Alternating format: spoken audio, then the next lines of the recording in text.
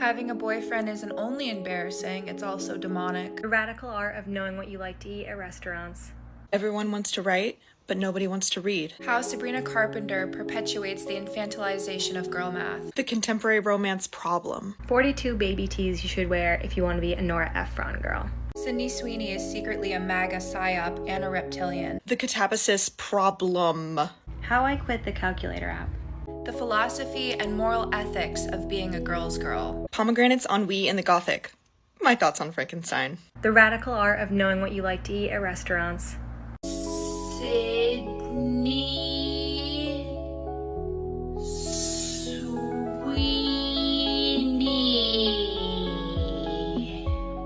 In 2026, the coolest thing you can be on social media is a critical thinker.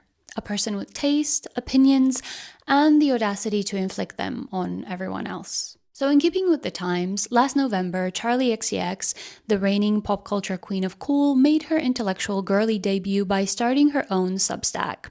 In her first post, titled Running on the Spot in a Dream, she wrote about the success of her album Brat and its aftermath before quickly moving into promo for her Wuthering Heights album. Charli's essay got mixed reactions. Her fans were impressed by her ability to do it all. Music, acting, now writing. But her critics were less impressed. A lot of people felt like she was just jumping on the Substack bandwagon because that is the currently popular platform to post on, and her essay was deemed poorly written and self-serving. Nothing more than just another example of performative intellectualism. Over the past couple of years, performativity discourse has kind of cannibalized itself. Anytime someone says that something is performative, somebody will inevitably comment that actually saying that something is performative is itself performative. And then a third person will come in and let the second know that actually saying that something is performative is a far greater act of performativity. It's like a long line of Russian dolls, except instead of increasingly smaller versions of the same wooden figurine, you just get increasingly more chronically online versions of the same type of person. Performativity is also a little bit hard to talk about because over the past couple of years, people have been using this term as an insult for people that they don't like, kind of as a way to rationalize their dislike. All this being said, the recent conversation about performative intellectualism is still very interesting to me because it seems much larger than Substack or social media in general. It is true that knowledge has become a status symbol in recent years, and therefore more and more people are likely to want to perform knowledge or connoisseurship about a certain topic, either in order to establish a personal brand in the way that, for example, a YouTube video essayist might want to do, or simply just to look cool. But it is also true that out there in the real world, libraries are getting shut down and humanities programs are getting defunded, and increasing swathes of the population are delegating even the simplest thought processes to ChatGPT. So maybe people patting themselves on the back about their personal curriculums or their journal ecosystems or whichever Substack article they read instead of doom scrolling that week is not the worst thing that could happen. As usual with these videos, my position lands somewhere in the middle, so let's talk about it. I'm doing something a little bit different for this video, which is that instead of talking you through my arguments head to camera, I will be doing a painting, which is my thing that I've been doing this year. All of my sources, articles, videos, etc. that I refer to will still pop up on screen, but instead of a talking head situation, like now, you'll just see footage of me painting and relaxing as I speak. I only started painting at the beginning of this year, so I'm still very much a beginner, but I feel like over the past few months, I've learned quite a bit, and a lot of that is thanks to today's sponsor, Skillshare. Skillshare is the perfect place to learn a new skill or pick up a new hobby because it has a ton of creative classes for all skill levels. I started out with a beginner oil painting class by Leslie Murphy, which was a great way to get into the basics of oil painting, Leslie is really good at breaking down each step and taking off some of the pressure to get it right the first time, which is what makes oil painting so scary in the beginning. If you also want to explore new hobbies or maybe improve on a skill that you already have, Skillshare has a ton of classes taught by world-class experts like professional illustrators, graphic designers, and successful entrepreneurs. So if you're interested, this is a great time to try it out. The first 500 people to use my link in the description or scan the QR code will receive a 1-month free trial on Skillshare, so check it out. Part of what is so interesting about performative intellectualism discourse is that it primarily revolves around two conflicting statements. One being that in some online spaces, knowledge is a status symbol and many people try to perform expertise to build a personal brand. And the other being that saying that anyone who posts about their intellectual pursuits on social media is being performative is fundamentally an anti-intellectual statement. Words like anti-intellectualism, critical thinking, media literacy are very commonly used at the moment in online discourse, and everybody is kind of using them to mean something else. So just so that we're all on the same page for the purpose of this video, I'd like to take some time to explain what I mean by intellectualism and anti-intellectualism. I base my definitions on the book Anti-intellectualism in American Life by Richard Hofstadter, where he defines anti-intellectualism as an attitude of, quote, resentment and suspicion of the life of the mind and those who are considered to represent it, and a disposition constantly to minimize the value of that life. To Hofstadter, an anti-intellectual is someone who believes that intellectuals are pretentious, conceited, and snobbish, and very likely immoral, dangerous, and subversive. Also a person who believes that the plain sense of the common man is an altogether adequate substitute for, if not actually much superior to, formal knowledge and expertise. So throughout this video, whenever I'm talking about anti-intellectualism, I'm talking about an attitude of skepticism, mistrust, or criticism of intellect and intellectuals, usually expressed as questioning the value and relevance of intellectual pursuits, including education and philosophy, and a dismissal of art, literature, history, and sometimes even science as impractical or politically motivated. And just to be super obvious about this, an anti-intellectual is not an ignorant person.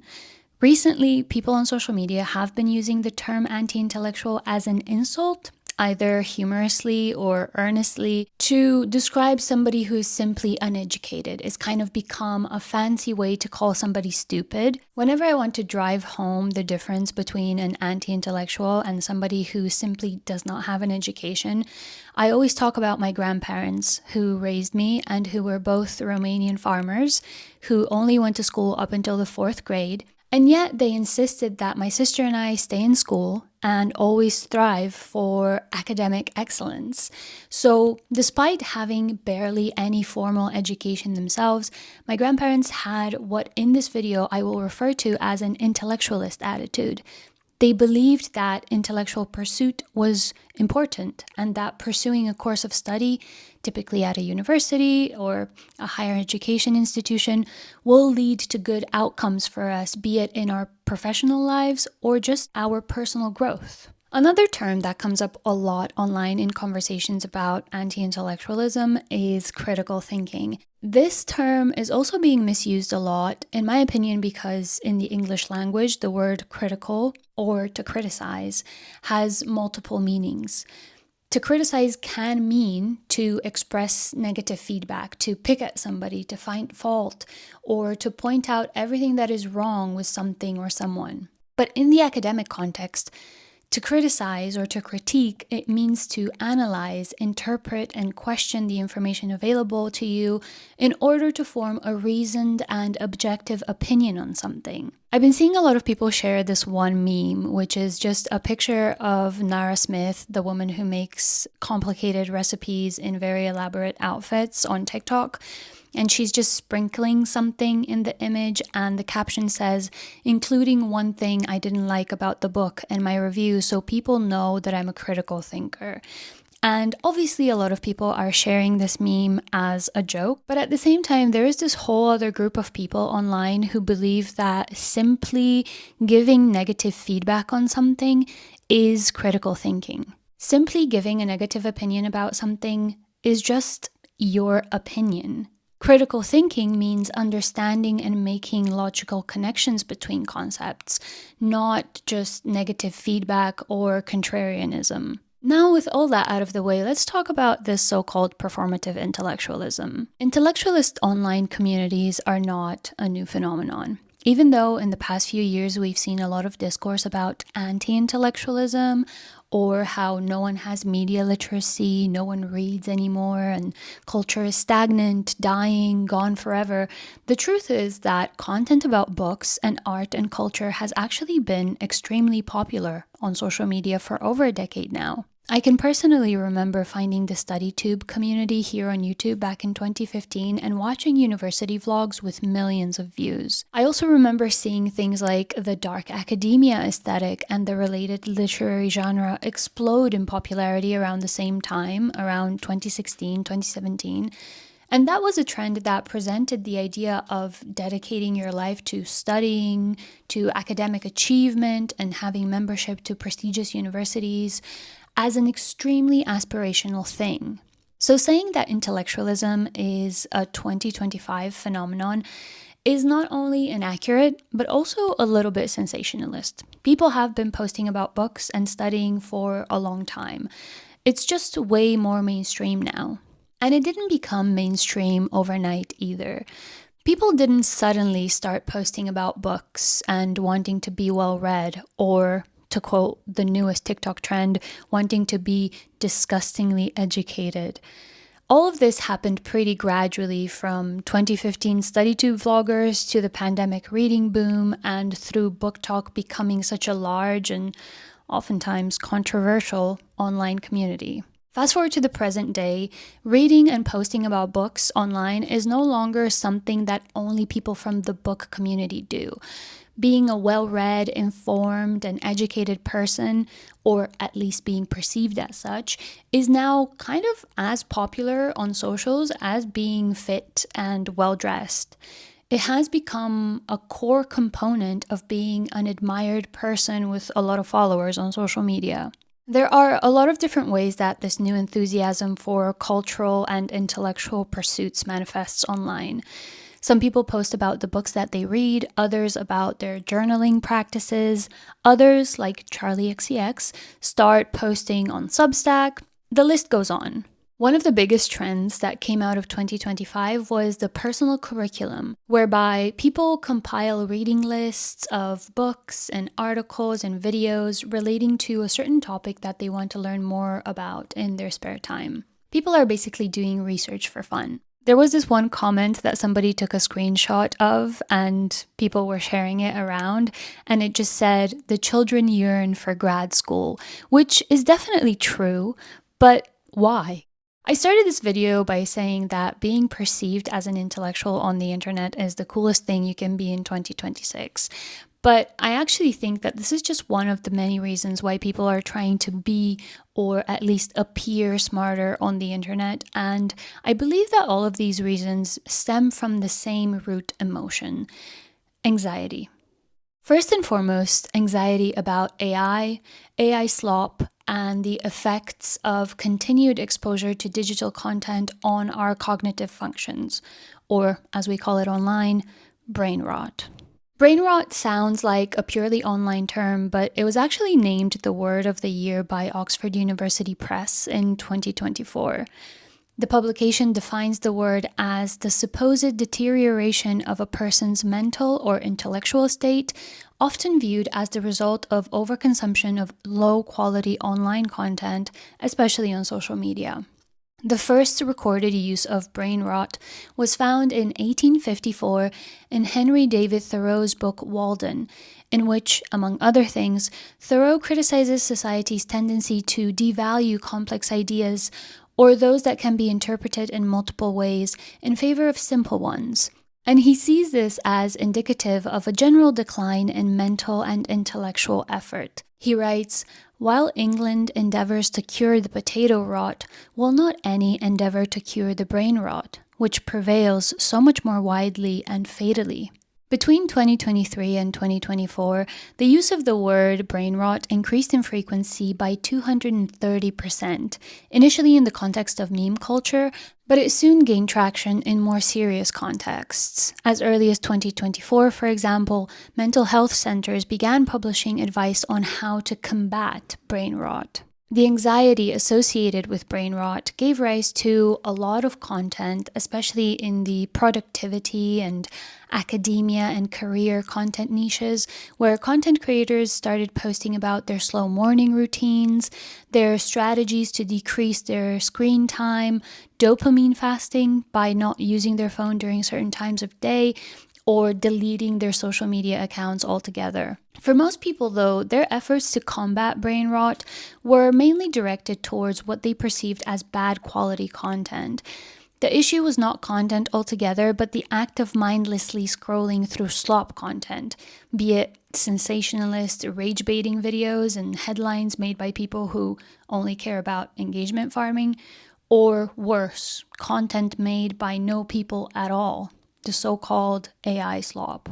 One of the main things that people started doing to avoid what they thought of as bad content was to try and put a human filter between them and the algorithm. They no longer use their For You page or their Explore pages, and instead they would go directly to the platforms of creators that they trust and respect, or signed up to paid newsletters that recommended other pre-selected good quality content. Hence the rise in popularity of those articles I read instead of doom scrolling posts that have been getting so much criticism for being performative lately.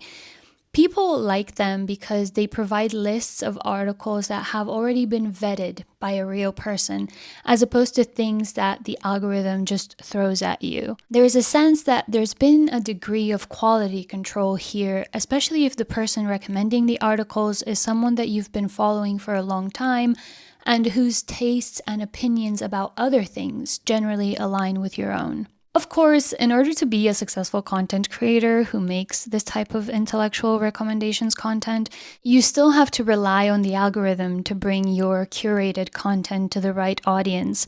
So this interaction between the user and the intellectual and curated content that they seek is still mediated by the algorithm to some extent, but we do what we can, I guess. Wanting to resist the algorithm is also closely related to a heightened awareness around political propaganda and how it spreads, especially since so many tech billionaires, the people who own the most popular social platforms, have openly and publicly stated their support for the Trump administration. More and more internet users are encouraging their followers or anyone who might see their content to spend time offline, to read more and look at the content they are being recommended with a more critical eye. Related to these efforts to stay educated and informed so as to become less easily manipulated by the broligarchy, towards the end of 2025, everyone started talking about friction or struggle maxing. I first came across the term struggle maxing in the context of a TikTok that I saw, which is basically just footage of a woman who is showing all of her open tabs and endless reading that she is trying to get through for her essay, with the caption, "Struggle maxing uni because my stupid chungus morals forbid me from using ChatGPT, so instead I spend hours on one reading." The top comment on the post says, "Better to fail as a human than to pass as a lesser being," which really gets at the heart of what friction maxing is about. Doing hard things, and sometimes failing, on purpose and with the purpose to resist convenience and the stultifying effect that convenience culture has on us. In her much-discussed article in The Cut, columnist Catherine Jeser-Morton defines friction maxing as an effort to limit our reliance on apps and other digital products that have made our lives exceedingly convenient.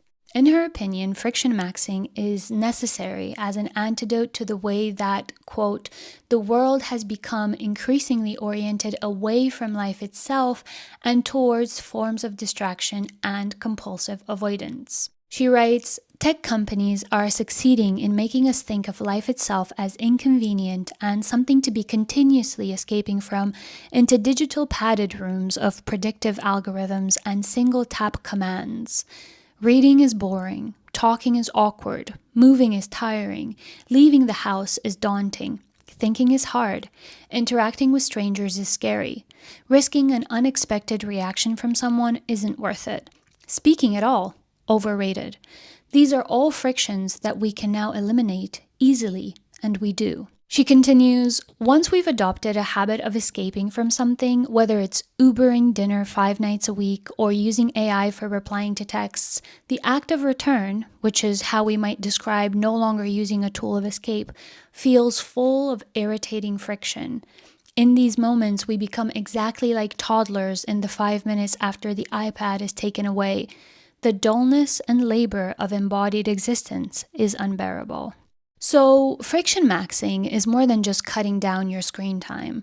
It's a way of building up tolerance to inconvenience, be it the inconvenience of simply existing in public with other people, which, let's face it, is not an inconvenience, it's just being outside with others in life. Or the awkwardness of just starting out at something and being bad and having to try to be a little bit better every single day. Trying out practical or crafty hobbies or pursuing the study of a new topic is exactly the type of activity that ticks all the boxes of being challenging and inconvenient, keeping you away from doom scrolling and helping you cultivate self-esteem with very small improvements, or even just through the simple fact that you keep showing up even when you suck. Ultimately, the point of friction maxing is to prove to yourself that you can do hard things. And sometimes the hard thing is just sitting with the discomfort of being bad at something and not giving up on it. It's not about being better at things than other people. It's about resisting the urge to escape from difficulty.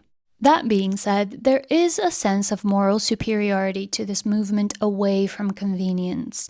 You can see it in the language of these posts. The woman who struggle maxes her university assignments does so because of her morals, she says, and the commenter who agrees with her sees an essay written with the help of ChatGPT not as a lesser work, but as the work of a lesser being. To Catherine Jesser Morton, the person who relies on apps and ChatGPT for a frictionless life at all costs is like a toddler self-soothing with their iPad. I don't necessarily disagree with this assessment. Every time someone starts a sentence with, I asked ChatGPT, I do lose a little respect for them, I'm not going to lie. But I can also see how this subdivision of people between those who do their own university assignments as people with morals and those who use ChatGPT as lesser beings can lead to the assumption that everyone and anyone who posts about art and culture and hobbies on the internet is being performative, because clearly being the type of person who doesn't use ChatGPT, who instead acquires knowledge the old-fashioned way and bases their taste not on the algorithm, but on their own research into their interests and hobbies, is a status symbol. We have attached moral values to these behaviors. There is already an idea spreading that being chronically online and its inverse, going analog, have become class markers that reveal the ever-widening class divide. In July last year, the New York Times published an article titled "Thinking is Becoming a Luxury Good," which argues that in the same way that across the developed West, obesity has become strongly correlated with poverty, post-literacy caused by exposure to digital content will affect primarily those from already underserved communities. And so having time to study, time to explore hobbies and interests and build knowledge and expertise about something becomes synonymous with having a certain socioeconomic status. This is where performative knowledge comes into play. Earlier in this video, I said that the emotion at the root of this new wave of intellectualism online is anxiety. Anxiety about our mental and cognitive health, our ability to live in the world and tolerate its many ugly realities, and political anxiety.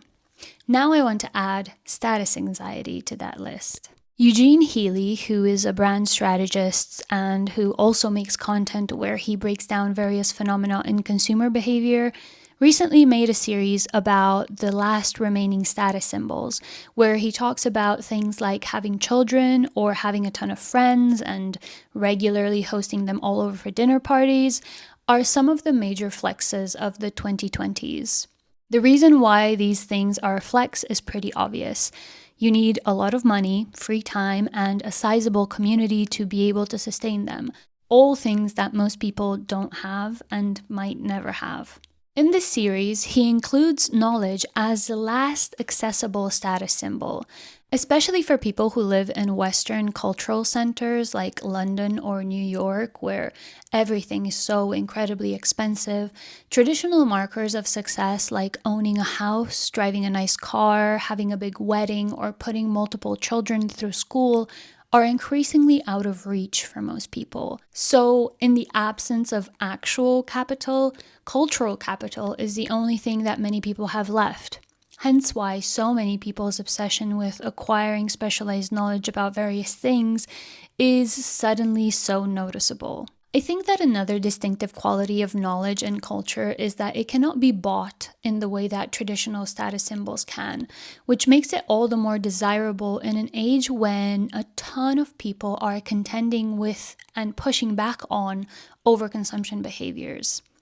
In addition to this, the ubiquity of images of luxury goods all over social media in recent years has somewhat decreased their desirability. It's not just about having money anymore. It seems as though content about being beautiful and rich, the type of status symbols that made people like the Kardashians famous, on its own is not that aspirational anymore. Simply having expensive things and being good looking has lost not all, but enough of its appeal to make room for something else. Audiences seems to have become bored with just having material things and moved on to immaterial ones like education, taste, expertise, hobbies even. But precisely because knowledge, education, and taste are immaterial, you can't wear it for other people to see, like a bag or a pair of shoes, people have had to find other ways of displaying it through performing their cultural touchpoints in their content. And there is a lot of content about culture right now. Thank God, in my opinion, but other people see it differently. In a previous video I made several months ago, I talked about the so-called rise of intellectual influencers, also called knowledge creators or cultural curators, depending on which magazine is writing about them. Basically, since there has been a heightened interest in cultural content from social media users, there has also been an increase in content creators who either started making educational content about traditionally academic topics, or creators who, as I mentioned earlier, were already making lifestyle or fashion content and pivoted into including topics like personal development and education into their online presence to stay relevant. You'll see that nowadays the cool girl glow up guides going viral on TikTok are not just about diet and exercise and how to be confident and popular. They also feature reading, going to art galleries, keeping up with what your elected officials are getting up to, maybe even starting your own Substack. Similarly, the New Year's resolutions posts that were going around at the beginning of the year were not just about losing weight and making money. Many TikTokers were making pledges that 2026 would be the year of becoming a thought daughter or becoming disgustingly well educated. Noticeably, all of these very commendable new goals often included luxury leather-bound notebooks complete with charms and trinkets and a lot of Pinterest native visual assets. So understandably, there is some skepticism around people who present themselves in this light.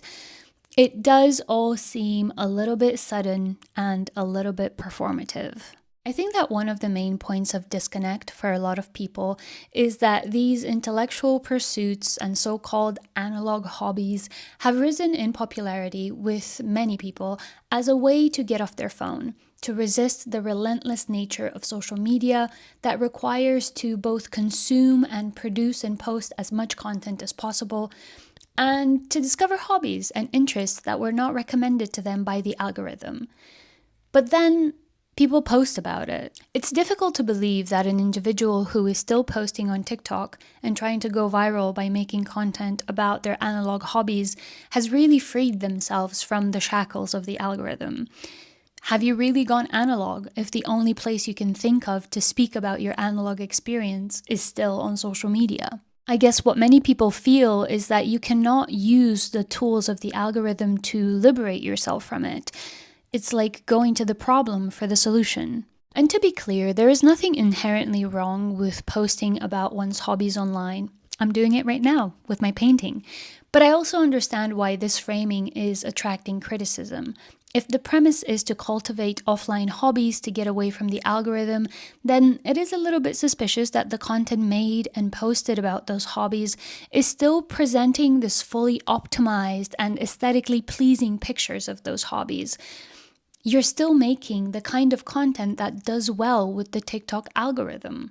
There is also a consumerist aspect to this intellectual/offline content. In the journaling community, for example, people very quickly identified a very specific type of expensive journal and journal charms that have become the aspirational must-have items. And soon enough, it was not just about one journal, but a journaling ecosystem in which you have different journals in different sizes and colors for different things. It's not unheard of course, that you would use different notebooks for different topics or areas of your life. We've all been to school. We know how that might be helpful. But as with all online trends, you have to wonder where the love of journaling ends and the dopamine of buying more nice, shiny things begins. There was similar discourse about the analog hobbies trend, more specifically the so-called analog bag. At one point last year, people started to post on TikTok about their analog bags. Just a tote bag of some sort filled with crafts and hobbies like knitting, crossword puzzles, a book, a journal, things to reach for instead of looking at your phone. A wholesome and overall positive concept, but soon enough began to feel like consumerism rebranded.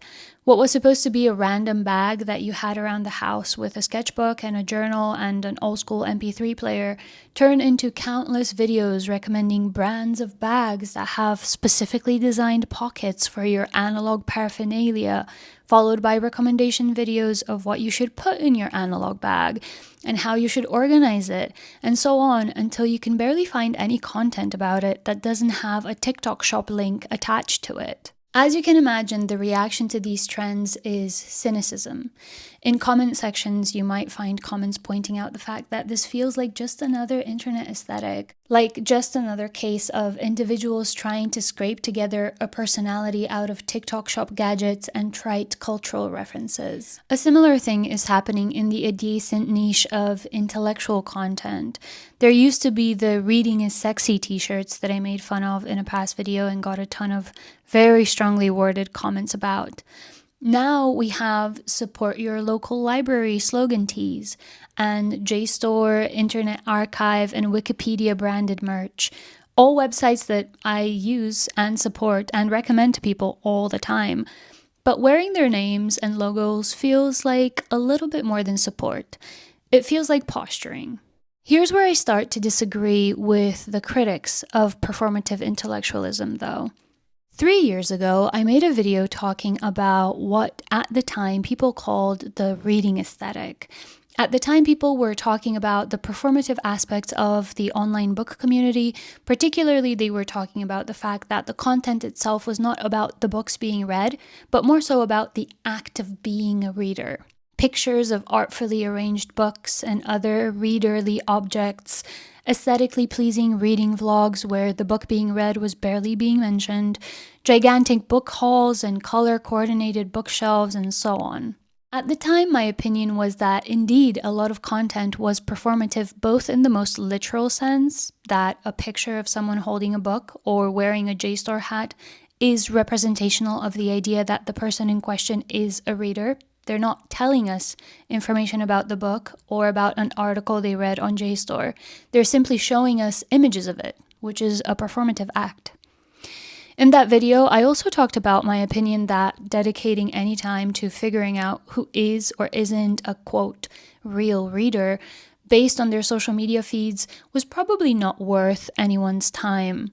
Nevertheless, I could almost understand why the knee-jerk reaction was to say, surely some of these people are just using the books as props and only pretending to have read 100 books a year, because you can't really prove that the books are being read. But when it comes to the performative intellectualism conversation, things aren't as vague. On the contrary, all the information is there.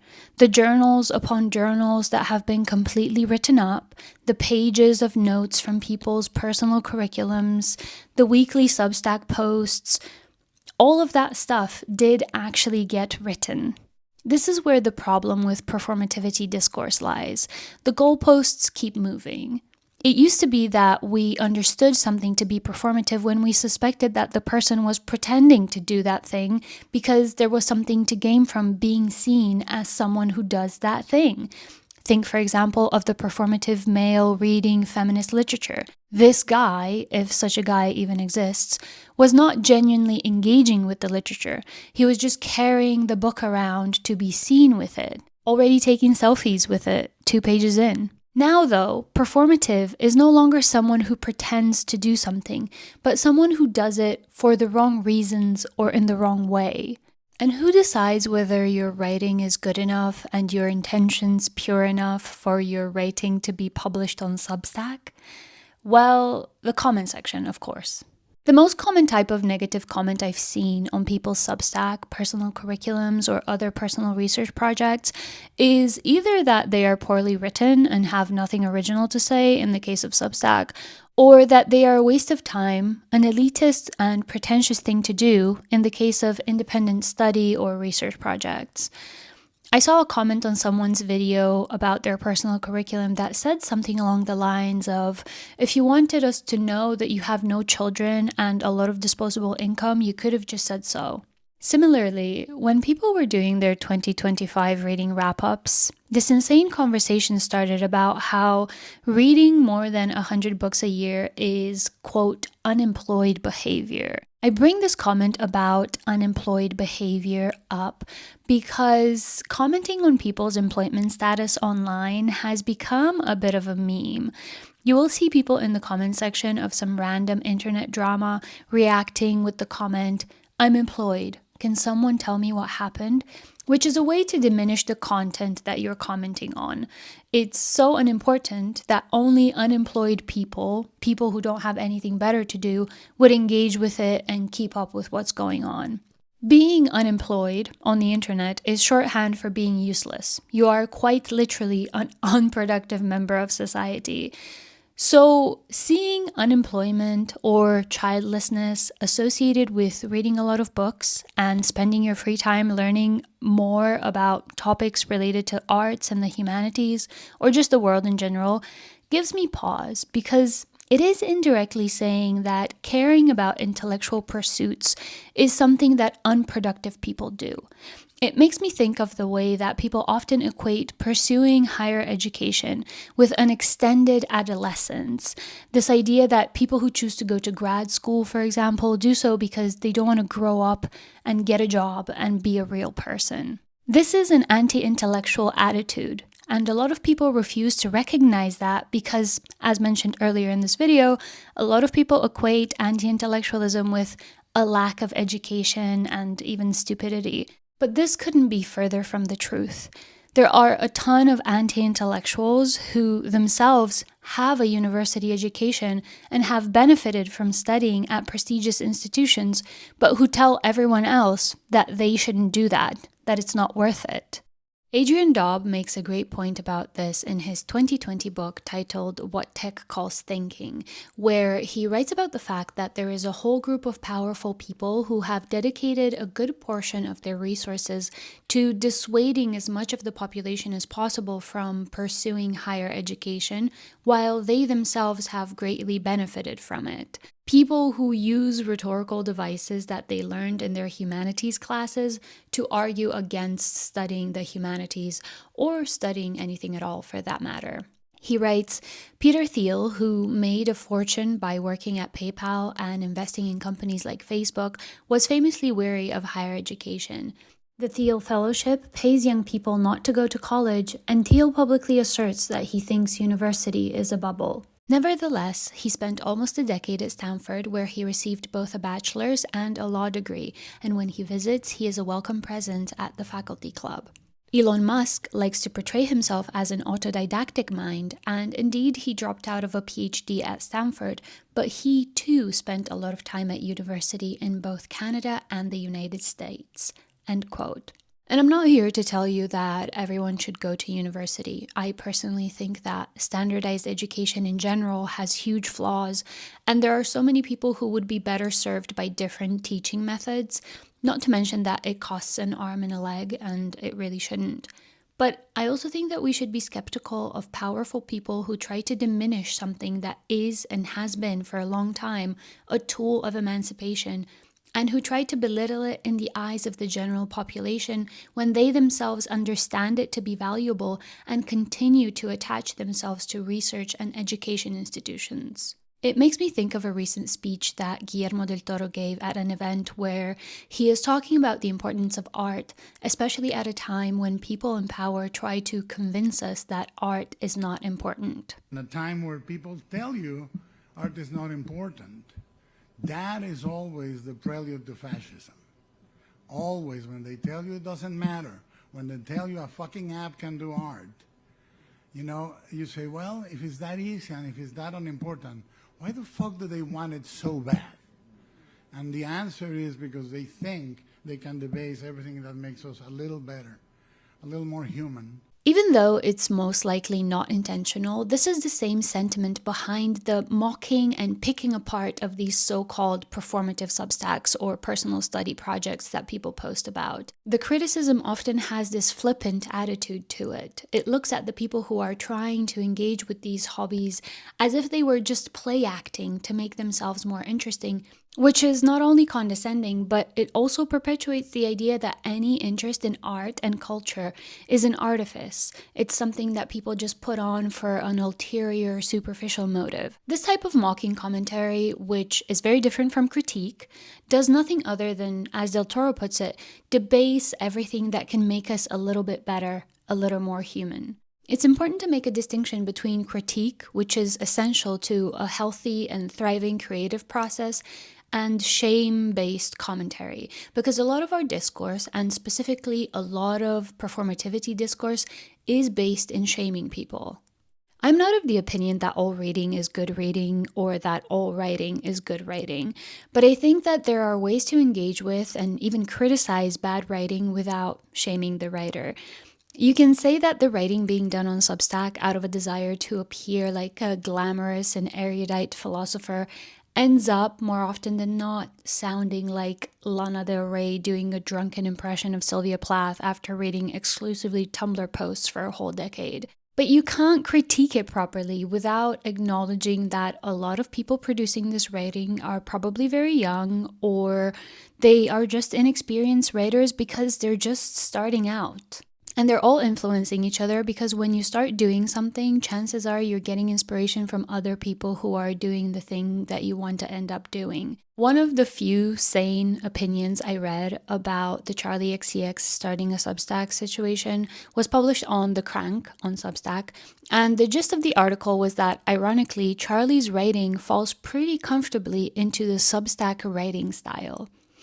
It reads, "Style doesn't happen overnight. Comparing one post of Charli's to another will show you that she's clearly experimenting with how she wants to come across.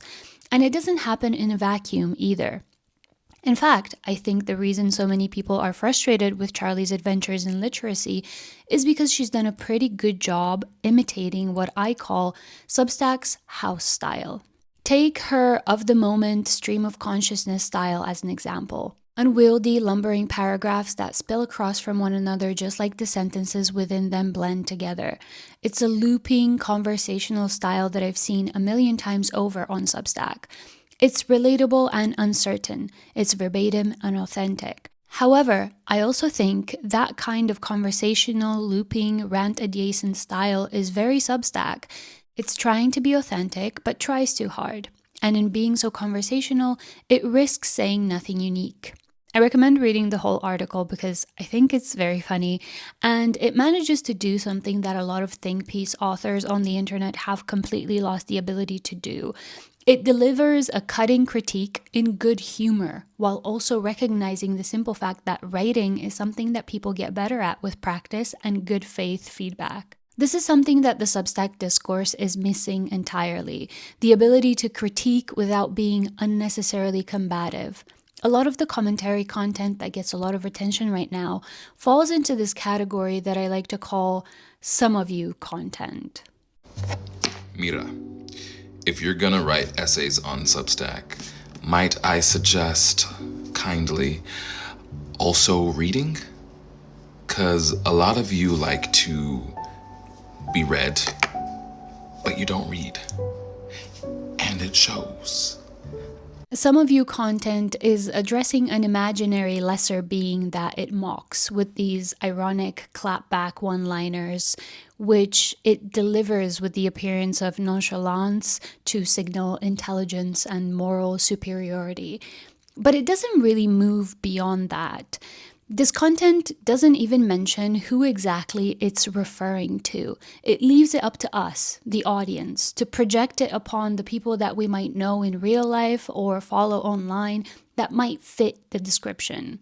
Some of you content has the appearance of insight, but it's actually hollow. A lot of the time, it's really funny in this enjoyably mean-spirited way, especially if there's somebody that really annoys you that it applies to. But that's all it is. Just a person-shaped insult that we, the audience, can fit around whichever person in our lives we don't like. There have been many conversations, and many are still ongoing, about the way that how we speak to each other online and the trends we are exposed to are shaping our personal style and our attitudes towards beauty and aging. Something people started saying at one point is that you can tell somebody's screen time by their outfit. I increasingly feel that in the same way that people get stripped of their personal taste and opinions, they have also been stripped of their personality on social media as well. In part because we've become used to perceiving negative feedback as critique, and this has led many people online to equate cynicism with insight and skepticism and contrarianism with a higher degree of understanding of the world. Not too long ago, Ocean Vuong, an author who ironically has been mocked for being cringe online for years, spoke about the fear of being embarrassing and how it's affecting young writers. This is my 11th year as a professor. And what I've noticed, in a very unsettling way, is that our students, at least in America, I can't speak for other places, they are more and more self-conscious of trying. There's a kind of surveillance culture around social media. And they would say, I want to be a poet, I want to be a good writer, but it's a bit cringe, right? This cringe culture is that I don't want to be perceived as trying and having an effortful attempt at my dreams. The type of heightened self-awareness that Vuong describes often turns into surveillance of oneself and others on social media. And I think that this is evident in the performative Substack writer conversation. At the risk of falling into a straw man argument here, I think it's telling that right now, publishing companies are producing so many AI-generated books that the Authors Guild in the US and the Society of Authors in the UK have decided to introduce a human author label to put on books written by human writers to help readers who want to avoid AI slop. And yet, our main preoccupation online is to figure out whether the people who are still bothering to put pen to paper are doing it because they really care about writing or just because it's cool. It is a little bit concerning that the publishing industry seems to be crumbling before our eyes, but we are more worried with the perceived stolen valor of teenagers posting their musings on Substack. Perhaps it's not a coincidence that in this atmosphere of intense peer-to-peer scrutiny, we are seeing the rise of trends like lobotomy chic, an aesthetic of detachment and emptiness, of quite literally maintaining a sense of allure by saying and emoting nothing. Because if you say and do nothing, you can't be ridiculed, whereas putting yourself out there as someone who does things can always make you vulnerable to performativity allegations. I have no grand conclusion to end this video on other than try to resist cynicism. No matter how bad and embarrassing it is, and yes, sometimes making things is embarrassing because creating is hard, just keep making things. Write your Substacks, even if it's yet another fluffy essay based mostly on a misunderstanding of Sylvia Plath's fig tree analogy. It doesn't mean that it has to end there. Literacy and taste can only develop through practice. Look at this painting that I made. It's not very good, but it's the best that I can do at the moment. And if I stick with it, maybe in a few months' time or a year, I'll be better. Or maybe not. But I think it would be a shame to not even try for fear of coming across as performative or cringe or whichever mental prison the internet decides to create next. That's all I have to say for today. As usual, thank you so much for watching and listening, and I will see you next time.